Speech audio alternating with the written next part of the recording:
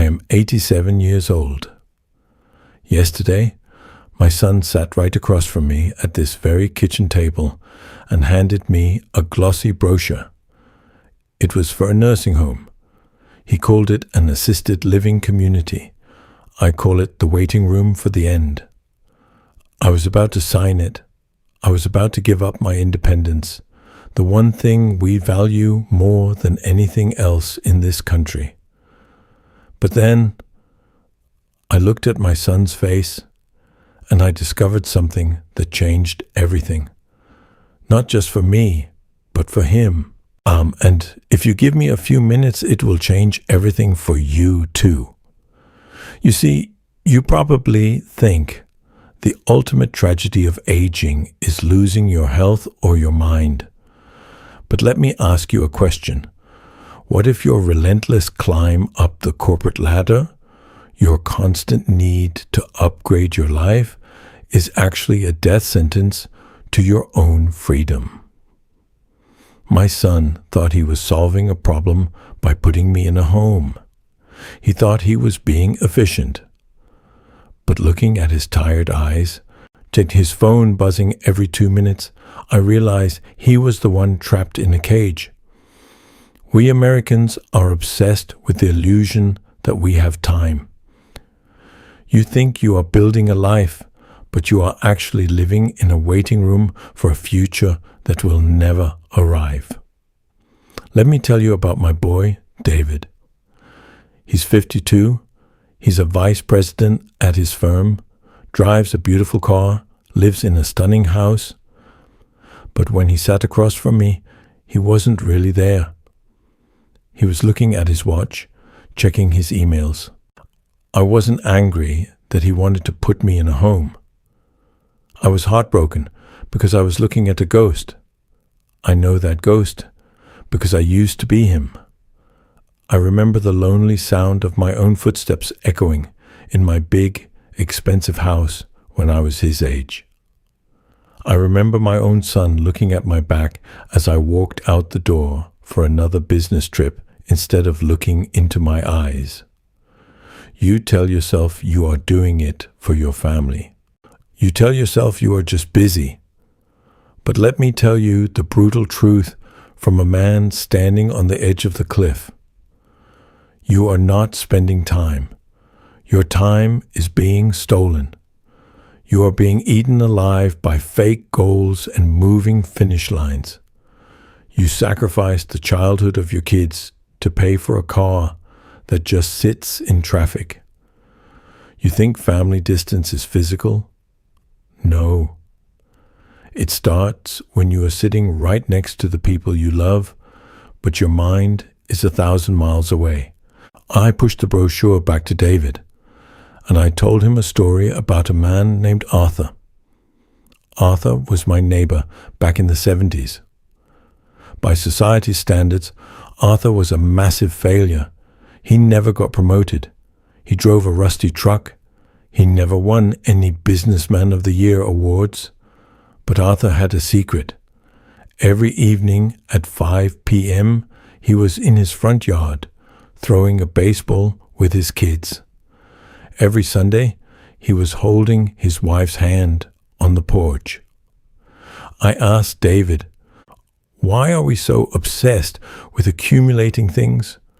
Why do we crave validation and respect from people we don't even like? I told my son, you are exhausted because you are trying to impress strangers. Arthur was a loser to the world, but he died a billionaire because his fortune was made of priceless memories. When you die, your kids are going to hire a stranger to throw 90% of your precious belongings into a dumpster. The only thing that survives is the love you gave and the connection you made. I don't want to go to a nursing home so you can work 70 hours a week to buy more future garbage. This is where I need you to listen to me very carefully, because what I'm about to say is the hardest truth I've ever had to swallow. You are caught in the someday trap. You know exactly the one I'm talking about. It's that comfortable little lie we whisper to ourselves to make the guilt go away. I'll spend time with my dad someday. I'll take that vacation with my wife someday. I'll stop working weekends someday when things finally slow down. But listen to an old man. Someday is not a day of the week. Someday is a ghost town where all your best intentions go to die. Let's do the math of life. It's terrifying, but you need to hear it. We Americans are so brilliant at calculating our 401ks, our mortgages, and our return on investments.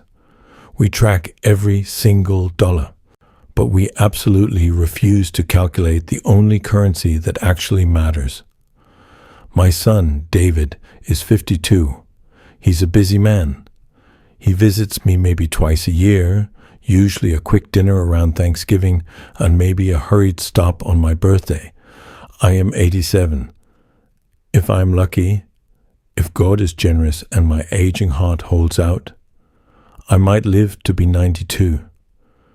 Do you know what that actually means? I want you to stop scrolling and really think about this. It doesn't mean I have 5 years left with my son. It means I will see my son exactly 10 more times. Not 10 years, 10 times. I can count on my 2 hands the exact number of times I will get to look into his eyes, hear his laugh, or shake his hand before I am put in the ground. If you are 40 years old right now, and you see your aging parents once a year for the holidays, you might only have 20 visits left. Make these abstract numbers your real fear. You walk around treating your days like you have an infinite supply in the bank. But the brutal truth is, you are bankrupt and you don't even know it.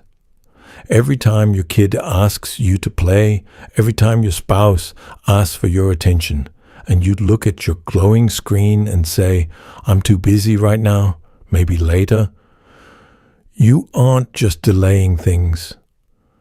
You are committing a silent murder. That moment dies forever. There is no later to make up for it. It is the death of the moment. You see, you think you can put life on pause. You think you can miss your daughter's piano recital today and make up for it next year. But the 7-year-old girl who desperately wanted you to watch her play, she's gone. Next year, she'll be 8, and it won't be the same. When you decline an invitation to take a walk with your old man, that specific walk with that specific afternoon sun and that specific conversation we could have had, it dies permanently. There will never be a later to compensate for it. When you are trading your memories for an inbox full of urgent emails from people who won't even remember your name a year after you're gone. Let me tell you a harsh truth from an 87-year-old man. There is no future. The future is a corporate mirage. There is only the present. There is only right now. And if you trade your right now for a future that isn't guaranteed, you are making the worst bet in the history of gambling. You are betting your irreplaceable life on a roulette wheel that is rigged against you. Wake up before the wheel stops spinning. I looked at David. I saw the exhaustion in his shoulders, the deep guilt in his eyes. I took that glossy brochure, the one with the smiling seniors playing bingo, and I slid it right back across my kitchen table. I didn't sign it.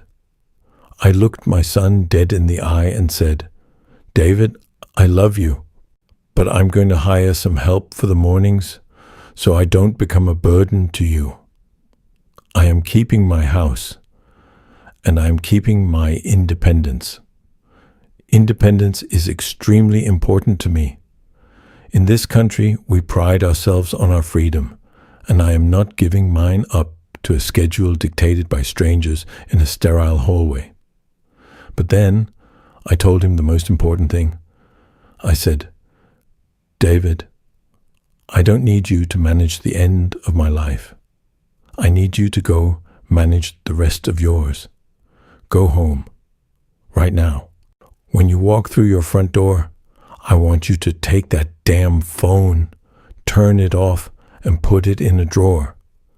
I want you to walk into the kitchen, look your wife in the eyes, and actually see her. Not look past her, not plan your next meeting while she talks. Be there. Because right now, you are providing, but you are not present, and it takes a long time to understand the difference. And now, my friend, I am turning to you. Yes, you, sitting there watching an old man on a screen. I am giving you a challenge. This is your actionable advice.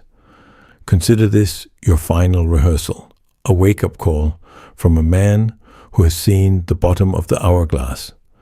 This is your 10-minute mission to redeem yourself. As soon as this video ends, I forbid you from scrolling to the next mindless clip. I don't want you to just like this video and then go back to sleepwalking through your day. I want you to pick up your phone and call the person you have been ignoring because you were too busy. And I mean call them. Do not send a text message. Call them. Hear the breath in their voice. Forgive your brother right now. Don't wait until he apologizes. Forgive your enemies, not for them, but because you simply do not have the time to carry the heavy burden of anger anymore. Call your mother. Tell your kids you love them before the time runs out. Stop waiting for the perfect moment. Stop telling yourself that insidious lie. I will be happy when I get that promotion, when I pay off the house, when the kids are older. It's a trap. I spent 50 years believing that lie, and all it gave me was half a century of postponed living. Whatever you think you need to achieve to finally be happy, you don't need it. Hear me clearly. You are enough, right now, today, exactly as you are. You don't need to prove it. You don't need to earn your worth. You don't need another title on your door or another dollar in your bank account to justify your existence. We Americans love a good comeback story. We love the underdog who realizes their power before the final bell rings. Let this be yours. This is the moment you stop running on the treadmill and finally step off. I want you to remember this. Write it down on a piece of paper. Tape it to your bathroom mirror. Engrave it into your very soul. Time doesn't pass. We are the ones passing. Stop and live. If these words woke something up inside you, if you felt a tightness in your chest because you know I am telling you the absolute truth, please don't just keep it to yourself. Don't let this be just another video you watched and forgot. Share this with someone who is running too fast, someone who is grinding themselves into dust for a future that isn't promised, someone who desperately needs permission to stop.